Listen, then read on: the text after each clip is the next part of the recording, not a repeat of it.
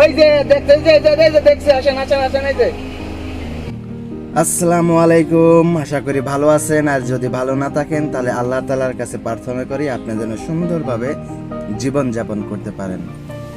এই মুহূর্তে আমরা ঢাকা এয়ারপোর্টে চলে এসেছি। আজকে এক সৌদি প্রবাসী ভাইকে রিসিভ করব এবং তার গন্তব্যস্থল তাদের বাসাতে পৌঁছে দেব।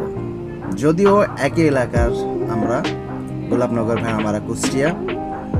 তো অনেক সকাল সকাল চলে এসেছি। যমুনা সেতুতে একটু ভিড় ছিল, ট্রাফিক ছিল, তবুও সঠিক সময়ে পৌঁছে গেছি এবং ভাইকে রিসিভ করব।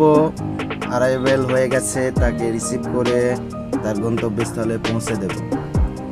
তো আপনাদের যদি কখনো কোনো সময় গাড়ির প্রয়োজন হয়, বিভিন্ন অনুষ্ঠান বা এয়ারপোর্ট থেকে বাসায় যাওয়া, এ ধরনের প্রয়োজনে যদি গাড়ির প্রয়োজন হয় তাহলে অবশ্যই আমাকে নক করবেন। সুলভ মূল্যে সুন্দর দক্ষ ড্রাইভার দিয়ে পরিচালিত আমাদের গাড়িগুলো। আমি অবশ্য নিজেই ড্রাইভ করি, আমার নিজের যে নোহাটা রয়েছে সেটা আমি নিজেই ড্রাইভ করে থাকি।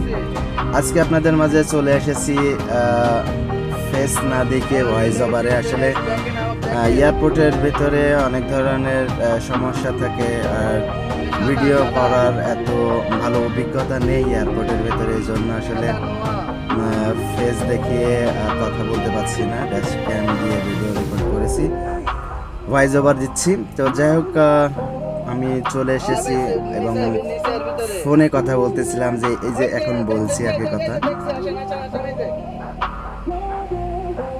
এখন এই মুহূর্তে আমাকে দেখতে পেলেন। আরে অনেক ধরনের কাট করে আসলে ভিডিওটা সম্পূর্ণ করা হয়েছে। যে ভাইটা আসছে, তো এইভাবেই আসলে শুরু করছি ভিডিও জানিয়ে। আসলে ইউটিউবে আমি অনেকদিন থেকেই ভিডিও দিচ্ছি।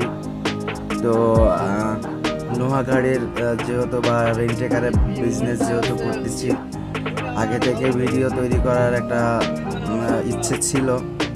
তো এটা সবগুলো তৈরি করছি প্রচার প্রচারণা এবং নিজের শখটা পূর্ণ করার জন্য। আসলে ইউটিউব বা ফেসবুকটা আসলে প্রথমে আমি শুরু করেছি অন্য একটা থট দিয়ে। অনেক সময় আমি দীর্ঘ 10টা বছর দেশের বাইরে ছিলাম। যখন 2 বছর পরে পরে ছুটিতে আসতাম, অনেকগুলো বিষয়গুলো আমি খেয়াল করতাম আমাদের এলাকায়, যে অনেকগুলো বিষয়গুলো চেঞ্জ হয়ে গেছে, পরিবর্তন হয়ে গেছে। তো অনেক সময় আমরা দেখতাম ছোটোবেলায় দাদা দাদিরা আমাদেরকে গল্প করে শোনাতো যে এটা এমন ছিল।